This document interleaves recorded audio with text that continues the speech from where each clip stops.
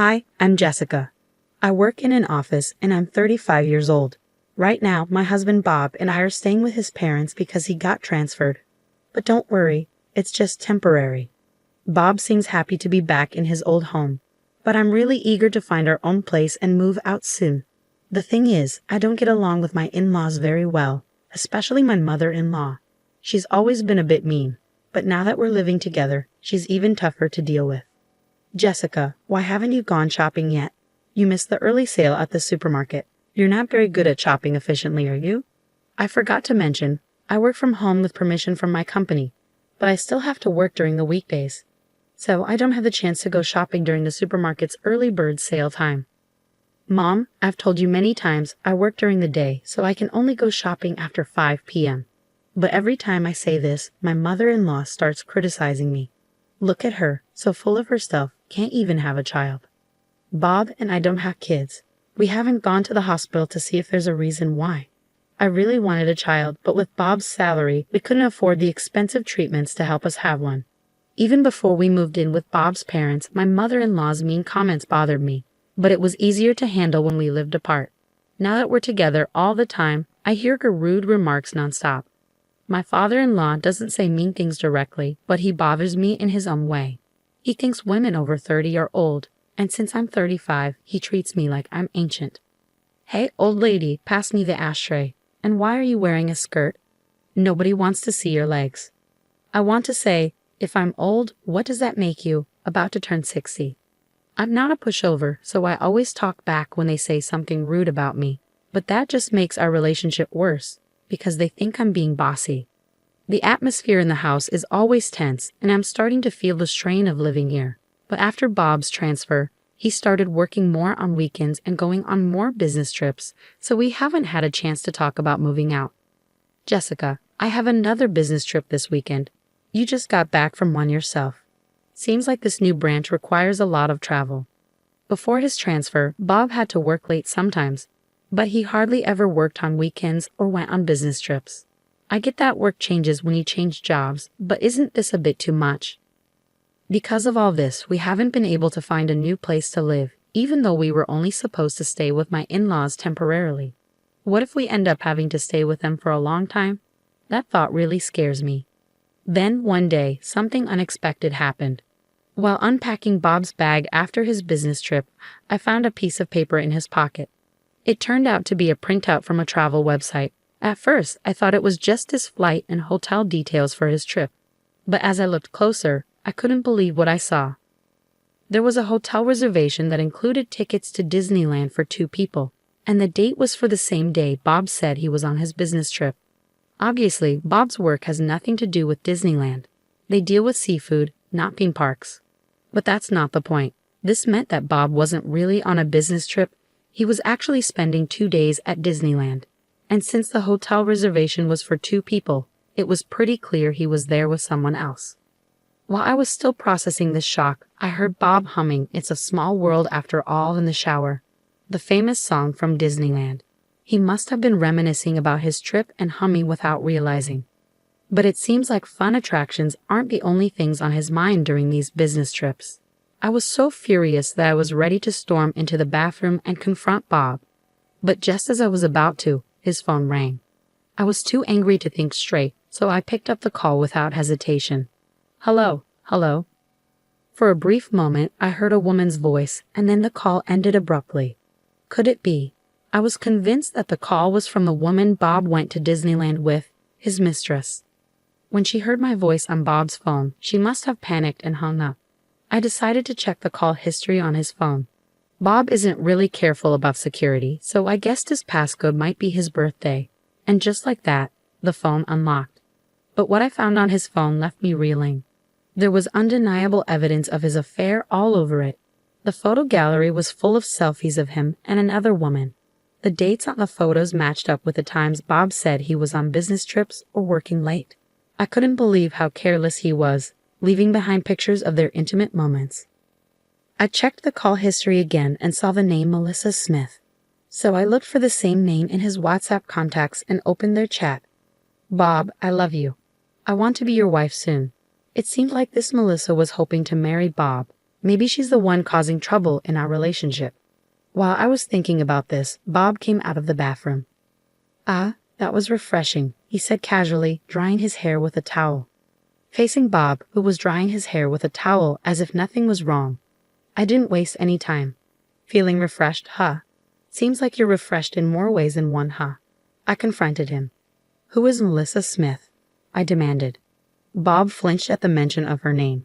"So it's true. You've been lying about your business trips and spending time alone with this woman, Melissa Smith.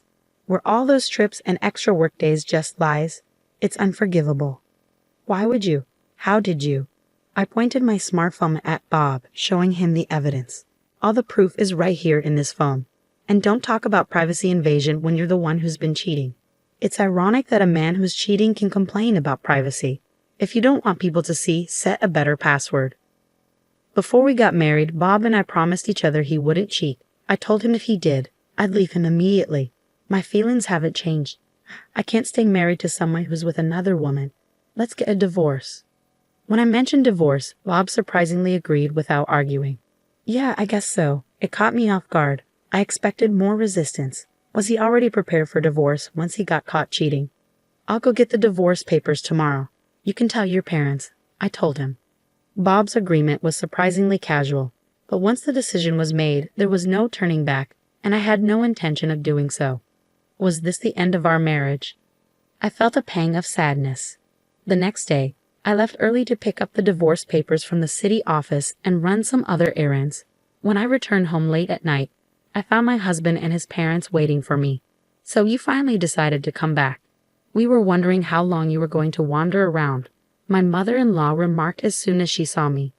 With Bob present, she should already know about his cheating and our decision to divorce. Shouldn't she say something like an apology before making a snide comment?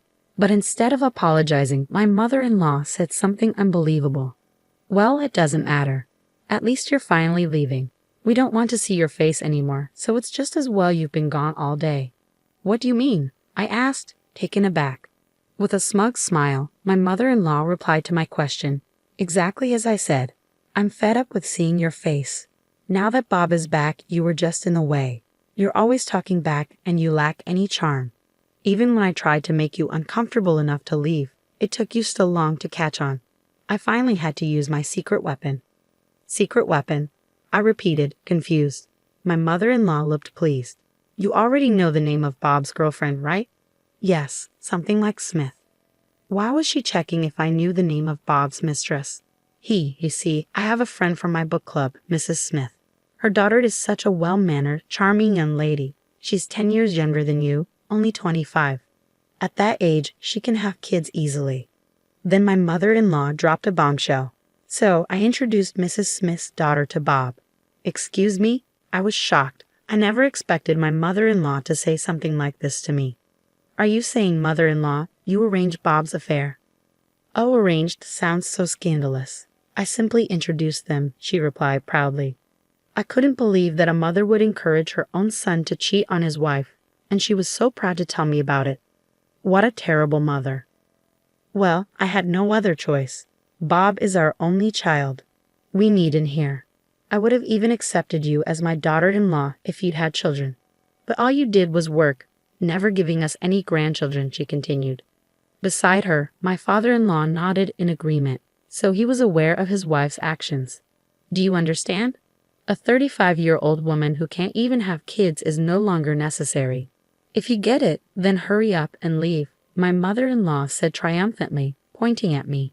After a moment of silence, I replied, "I understand your perspective very clearly. I'll leave as you wish. I'll take all my things with me." "Oh, please do. I doubt you have much to take with you anyway. Do you need help moving?" My mother-in-law laughed. Even though she didn't know it, I would have the last laugh. "No, it's fine. Don't worry about me. Everything's already arranged." Huh. My mother-in-law looked surprised since I wasn't crying or upset. "Besides, mother-in-law, I'm well aware that you were helping Bob cheat on me." "What?" Bob asked in a panic. "So, what did you expect? That I would let you cheat behind my back and not say anything to the other woman?" "I made sure to note down her phone number when I checked your phone yesterday," I said calmly. Melissa was quite surprised when I called her and said, "I'm Bob's wife." I'd like to meet with you. Apparently you've been lying to her, claiming that you're single. I set the record straight. Bob, my mother-in-law, and my father-in-law were all stunned. They never expected me to take such decisive action in just one day. Melissa found out that she was the other woman in your affair, and she was really upset. And Mrs. Smith was furious too. Bob, your mother, and you, father-in-law, she even talked about suing both of you for marriage fraud. I couldn't help but feel for her. So I promised to assist her in any way I could. What? Bob was visibly shaken, and my mother-in-law was in the same state. Considering the ordeal Melissa went through, I've chosen not to seek any compensation from her. Instead, I'll increase the amount I'm demanding from you, Bob, and you, mother-in-law and father-in-law. Compensation. Why should we have to pay for anything? My father-in-law blurted out in panic. It's one thing if it's just Bob, but we're not involved. He seemed to expect his son to face consequences for his actions, but they never imagined they'd be held accountable too. You think you can benefit without facing any consequences? That's not how it works, I replied. Actually, you are involved. The emotional distress caused by your behavior is more than enough reason for compensation, don't you think? As I said this with a smile, my father-in-law fell silent. And let's not forget what I do for a living. I work at a law firm. Why don't I consult with my boss, the attorney, and see just how much we can squeeze out of you in compensation? I already told my lawyer at the company about what's going on. Then we heard a car pull up in the driveway. Oh, they're here. Hi, we're from a moving company, I said with a friendly smile as I went to the door. Thanks for coming at such a late time. I'm sorry for asking on short notice. No worries. We had an opening for the night shift. It actually worked out well for me. I got some other stuff done. So let's get started right away.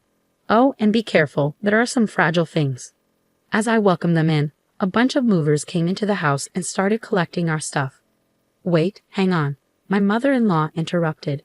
They started packing up my stuff just like I asked, moving quickly and efficiently. They packed up not just my clothes, books, and computer, but also the things in the living room and kitchen. Hey, wait a minute. Don't take that. It's ours. My mother-in-law complained. No, I brought all of these things here when we moved in. They're mine, I explained calmly. When Bob and I first moved here because of his job, the appliances in the in-laws' house were old and worn out. I couldn't stand it, so I had our appliances sent over from our old apartment. Now it seemed like my mother-in-law had gotten used to the new appliances and thought they were hers. There was a robot vacuum, a cordless cleaner, a fancy oven that could do lots of things, an induction cooktop, a special hairdryer, and an espresso machine. You're taking everything, you greedy woman. My mother-in-law yelled and tried to grab me, but Bob stopped her. Mom, it's all Jessica's stuff. We can't change that, he explained. It looked like Bob understood what was happening, but my mother-in-law wasn't ready to give up. Once you get used to better appliances, it's hard to go back, right? If you're not happy, why don't you just buy new ones? But after paying compensation, it seems unlikely you'll have enough money for fancy appliances. While all this was happening, the movers were quickly loading my things into their truck as I directed them. They nodded to me and climbed into the truck. All right, I'm heading to the new address too. Please make sure everything arrives safely, I told them. As I watched the moving truck drive away, I got into my car. Wait, this car is mine too. Where's that truck going? Bob asked. Huh? Oh, I'm taking it to my old apartment, the one I lived in before we had to move because of your job transfer. It's my apartment. The apartment I bought when I was single was put up for sale by a real estate agent because Bob got transferred for work. But since the price was too high, it never sold, and I still own it. The agent kept suggesting lowering the price, but I'm glad I didn't. I never thought something like this would happen. As I buckled my seatbelt, I chuckled quietly, thinking that maybe, just maybe, I had a feeling deep down that this would happen. What? Bob looked confused, making a puzzled face. I set the selling price higher than the market rate on purpose so it wouldn't sell. That way, I could always go back to my apartment, I explained. Bob seemed to lose his strength upon hearing my words. You're. Feeling confident in my plan and letting my guard down, I suddenly felt a shove from my mother-in-law, who charged at me yelling. I groaned in pain as she tried to throw a cutting board at me for another attack, but then she was tackled by a black object and fell down screaming. Ah, thank you, Blackie, I said, holding the black object, a stray cat named Blackie. I quickly got into the moving truck and rushed to my new place to get away from my mother-in-law. I don't know why Blackie the stray cat was there at that moment, but I'm sure he came to help me because he has a strong sense of justice. I'll give him some catnip as a thank you gift later. After that, Bob and I got divorced. The law firm where I work filed a lawsuit for compensation against Bob and his parents. It's a real blessing that the young lawyers in training at the office took on my case for almost no fee at all. Even though a new young lawyer is handling my case, I feel safe because they have the support of a senior lawyer. As for the lawsuit against Melissa Smith, the senior lawyer himself took it on, not the trainees. He said he will file both criminal and civil lawsuits because of the seriousness of the situation. He mentioned he's excited to file a criminal lawsuit since it's been a while. Even if they sell their house to pay Melissa Smith and me, it probably won't be enough. Thinking about the life of poverty and debt waiting for them, I can't help but smile. I'm alone now, but compared to living with those in-laws and my unfaithful husband, it feels like heaven. For now, I want to enjoy the simple single life with Blackie, the cat I unintentionally brought to my apartment.